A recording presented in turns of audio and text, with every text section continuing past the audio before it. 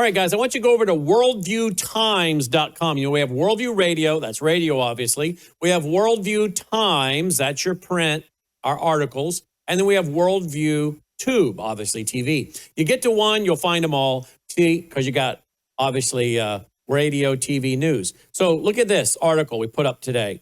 History's biggest heist, the next big crisis, and why it matters to every American. I talked about it tonight in my Worldview Report commentary. There's a new book out, and I've just ordered the book. It's written by Justin Haskins and Jack McFerrin. I've ordered the book. I'm going to be reading it and bringing it more information to you, but it's really based on a look at the Great Taking, And so you might want to refresh your memory. Now, we've talked about the Great Taking, I think, now for about 2 years or so.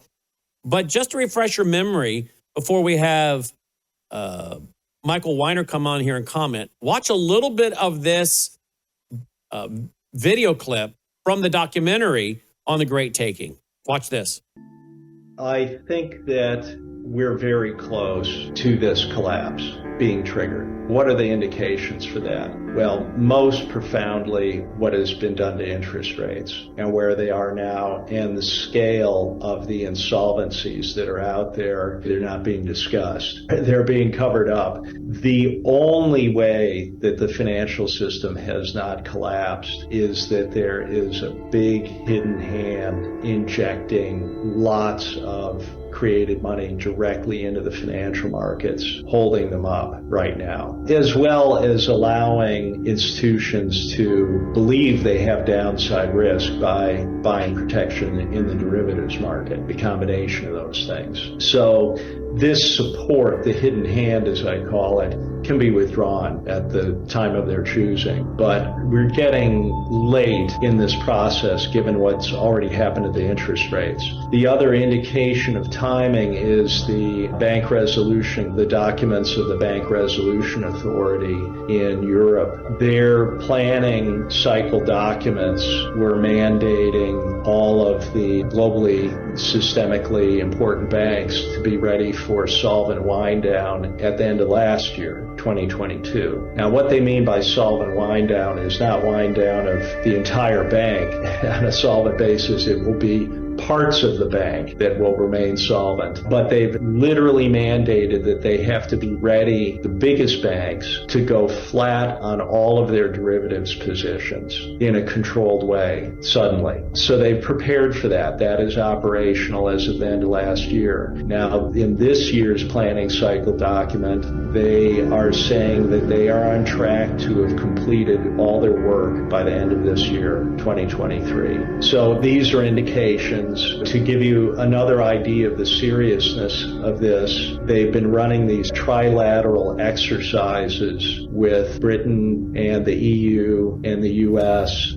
for 6 of the 7 past years. I think they may have missed a year during COVID, but in these exercises, from the U.S. side, the participants are the U.S. Treasury Secretary, the Chairman of the Federal Reserve, the Chairman of the FDIC, the heads of all these entities in this exercise, which I've never seen before with anything. So they're very, very serious about this. And these exercises are about assuring the cross-border transfer of the collateral when the banks are put into wind down.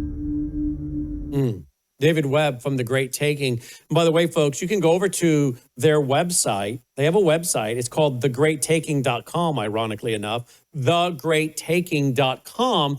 And you can actually download a book there absolutely free of charge. I want to read to this to you and then bring Michael Weiner in. I have another clip to play as well. And we're going to talk a little bit about China dumping treasuries as well. All of this seems to be lining up. I don't give financial advice.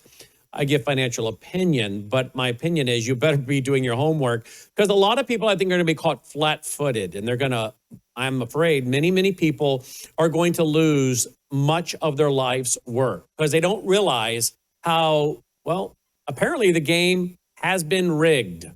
And isn't it always a game that's rigged against the average American? And many will, I'm afraid, say, well, if I had only known, if I had only known.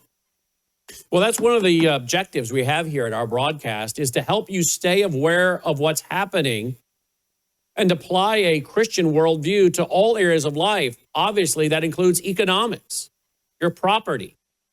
The Bible has a lot to say about money and wealth and saving. Money isn't the root of all evil. It's the love of money. Money is just a medium of exchange. Money is to be used to provide for our family, be a blessing to others, and further the gospel. And we, of course, as humans that live in a natural world, we need a medium of exchange to buy the goods and services we need to sustain ourselves. But it's also a biblical concept to put away, to save. And sadly, many will lose what they have saved for so many years because they didn't realize how the game was rigged against them. Here is from The Great Taking. Look at this. A little PDF book you can download for free. There are now no property rights to securities held in book entry form in any jurisdiction globally. In the grand scheme to confiscate all collateral, dematerialization of securities was the essential first step. The planning and efforts began over a half a century ago. That there was some great strategic purpose behind dematerialization is evidenced by the fact that the CIA was assigned the mission. Do I have your attention now, folks? You trust the CIA? Isn't that the same agency involved in so many horrible things, including what many say was the removal of John F. Kennedy, President Kennedy, from this planet? The CIA, were they not involved in at least some of their folks being there at the table when the COVID pandemic simulation was run before the pandemic? So you think the CIA has your best interest at heart, your finances, my friends? The book, The Great Taking, goes on to say, the project leader was William B. Dinser Jr., a career CIA operative. By his admission, his own written memoir, he started his career working to establish anti-communist student organizations in Europe with the backing of the CIA. Now, I have no problem with anti-communist organizations. I'm an anti-communist myself. The CIA had arranged his draft deferment. He was then specifically assigned to the CIA and worked there openly for 5 years. Subsequently, he was transferred from the CIA to the task force, which created the Agency for International Development, AID. He became special assistant to the first head of AID. Thereafter, special assistant to the U.S. coordinator of the Alliance for Progress, which was active in Latin America. He was then appointed executive secretary of the Clay Committee, which lobbied for congressional appropriations for aid. After the 3 years as director of aid in Peru, he was named deputy U.S. ambassador to the Organization of American States.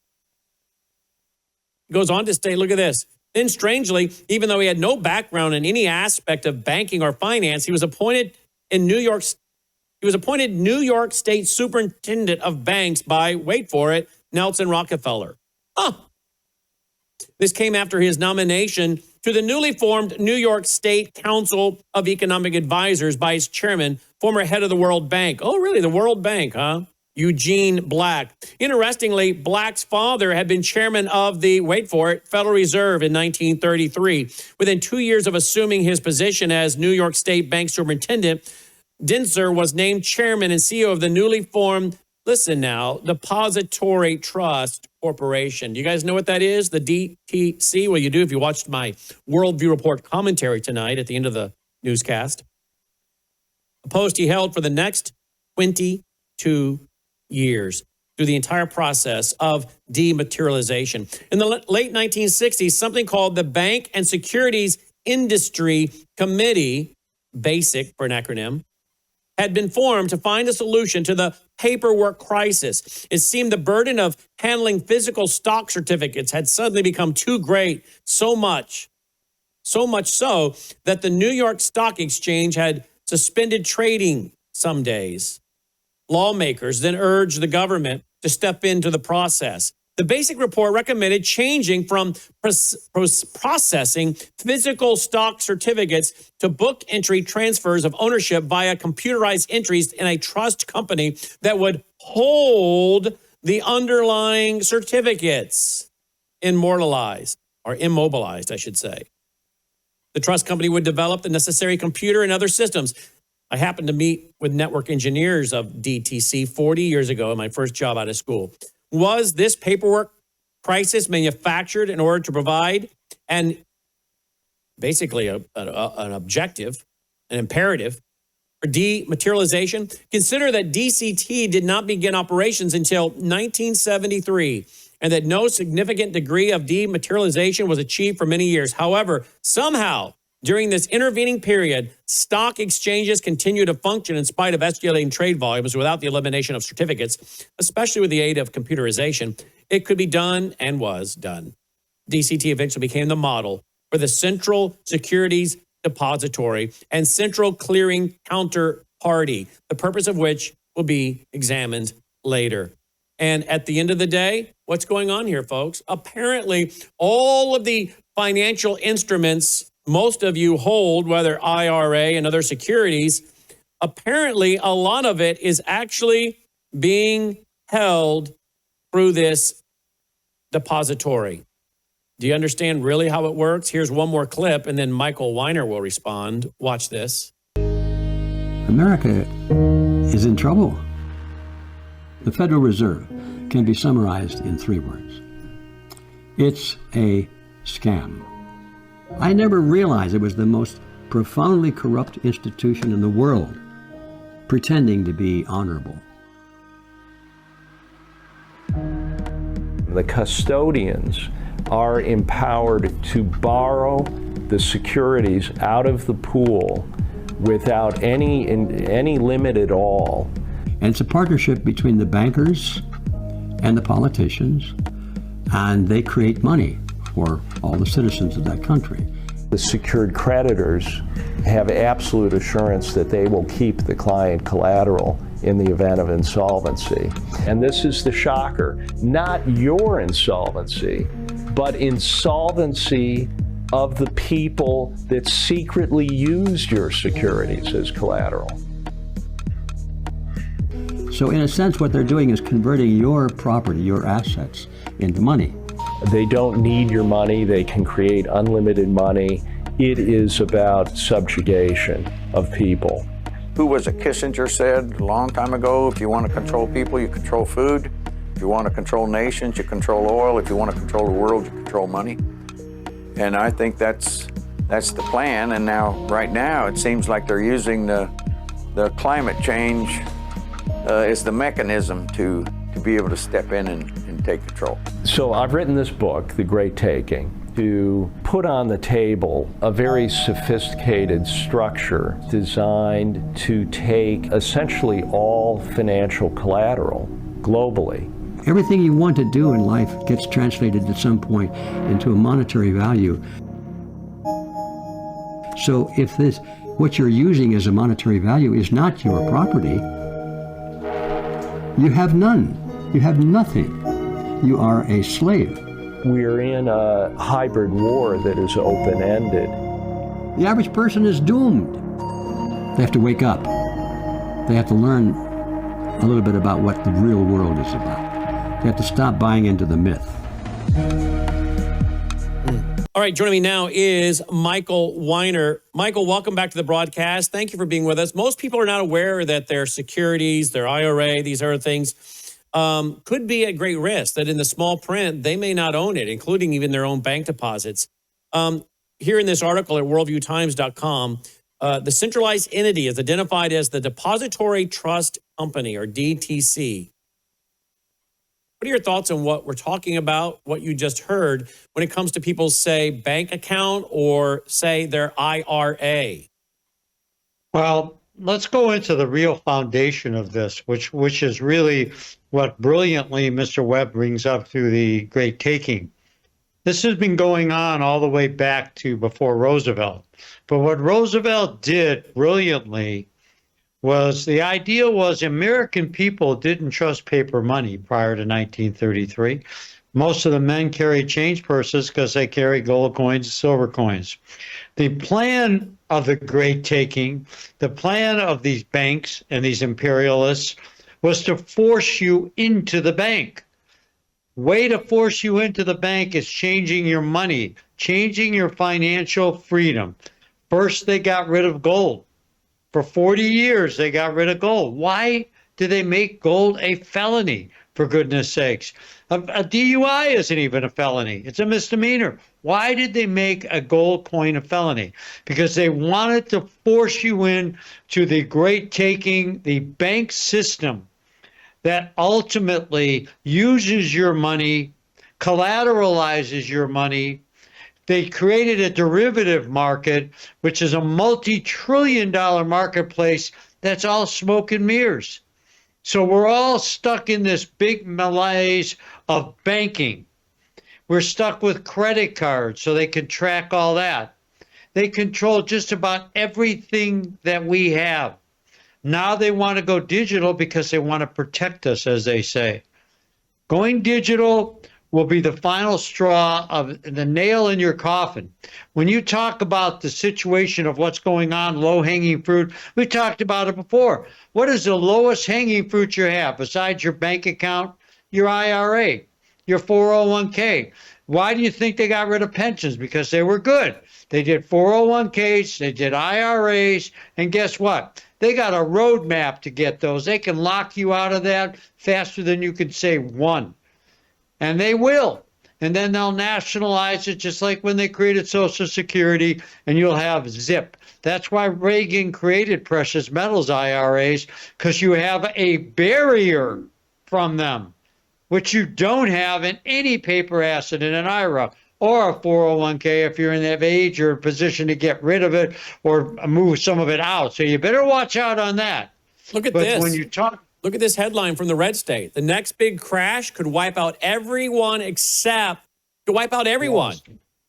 Wall Street. Exactly. And then you'll all be a pawn. They will control every dime you have, and you'll march in place. That's what you see going on in Europe. They can't even retire in Europe without getting permission. I mean, they ultimately will have digital banking, digital currency, and, fortunately, unfortunately, cryptocurrencies, all these different means of exchanges are not giving you financial freedom. They're giving them financial control. So what do you own that offers you financial freedom? The people that we have been buying gold, that Brandon's been talking about, gold and silver for years. Why? It's the financial freedom that the founders of this nation put us under. Why did they do that? Because they didn't want the people running the government to control us. They wanted us to control them, and they got rid of that in 33, and we sat around like sheeps and allowed it to happen, and we're sitting around right now, and we're allowing it to happen again. It's going on. I don't know if there's a way to stop it other than creating your own barrier or your own buffer. That's what we do with precious metals ownership. That's what we do by protecting your IRA. Because if you don't do it, it's going to be too late. I don't care if you have 20, 30, $50 million buried. It won't help you because they'll just sit back and take control of it. Well, and you look will at this. be Here it is. pawn. This is from redstate.com. As of this writing, the DTC retains custody of more than 1.4 million active securities issues valued at $87.1 trillion, including securities issued in the U.S. in more than 131 countries and territories. Although it sounds too far-fetched to be true, Americans don't actually own the stocks, bonds, mutual funds, and other assets held in common retirement vehicles such as Roth IRAs and 401k accounts.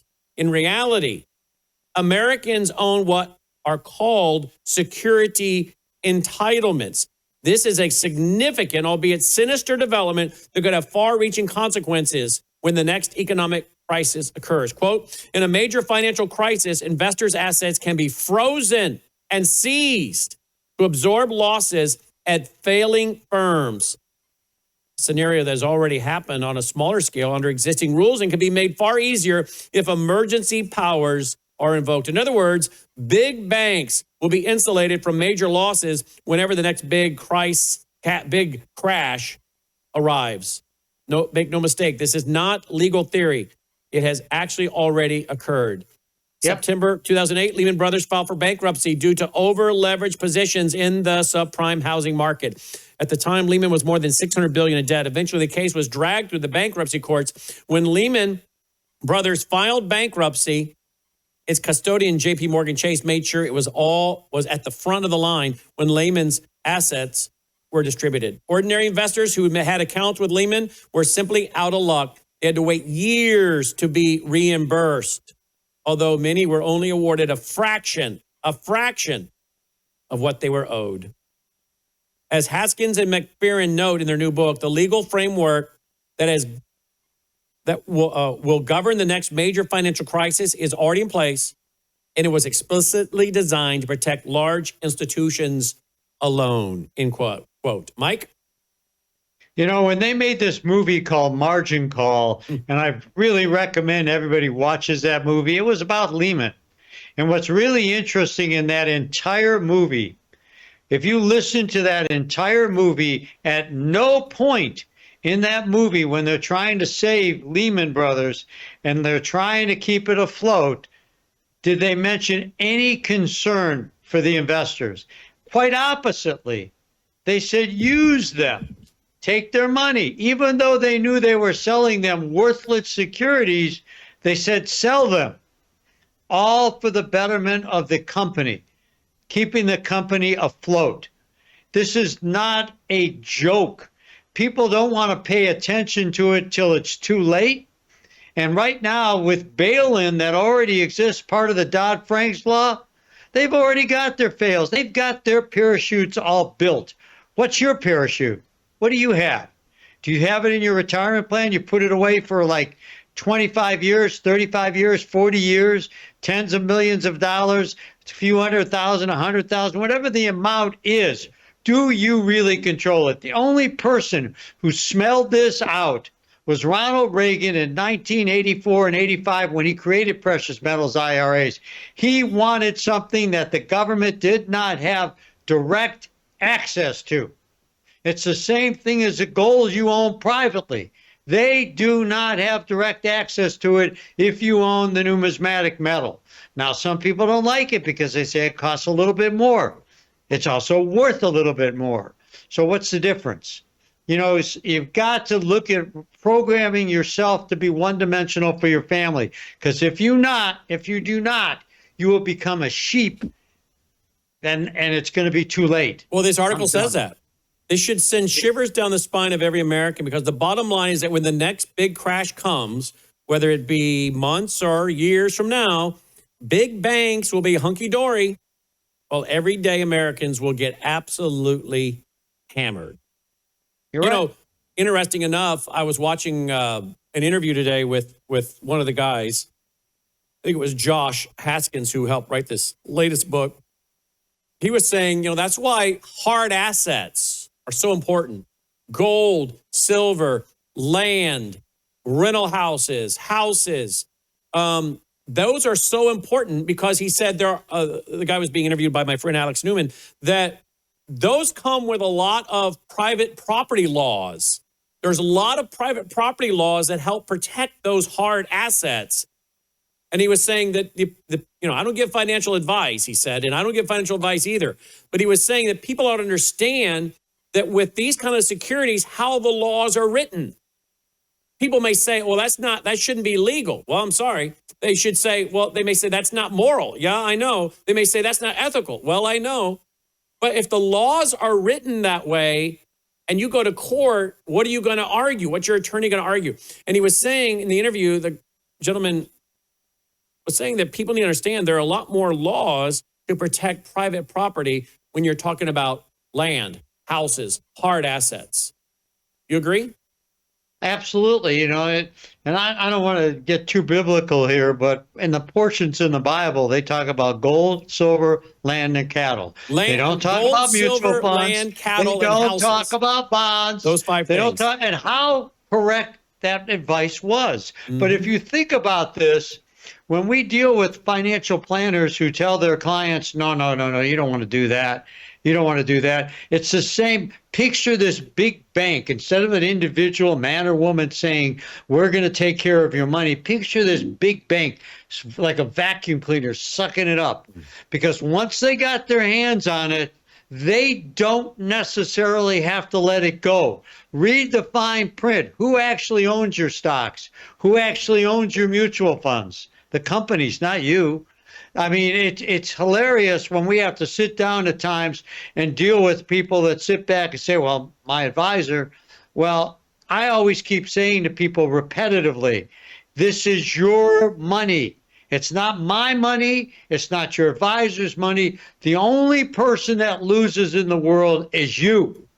And I assure you, knowing as long as I've known Brandon and Melissa House, and as long as I know myself over the last 46 years, though Brandon thinks it's 446 years, I assure you I'm eating. So is he when this happens, because you're going to get blindsided, and the people who are pulling the strings will continue to do that, and the people on the other side are just going to have to listen to the change. And the biggest devaluation, people say to me, what's the devaluation going to be like? It already happened.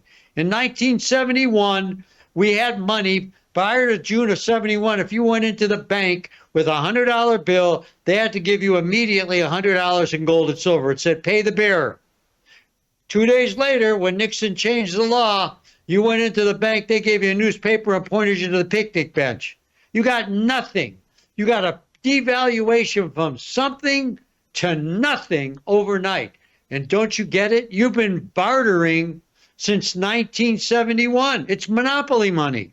It doesn't matter. And it's only going to get worse, Michael, because Business Insider says, here's what smart people are saying about China's push to cut holdings of U.S. Treasury debt. So as China and others don't want to buy our debt, then they have to print the money. And I keep reading the reports, Michael, in closing here, of how much more debt our government's buying. Our Treasury buying more and more debt, right? Correct. They're buying our debt, and people have an opportunity. This is a quiet before the storm. Protect your IRAs. It's the biggest part of your life for some of you. Protect your money. Create your own stockpile. It's like Brandon always talks about, with all the assets he offers you, from the satellite phones to all the food products to all the various things that support your independence.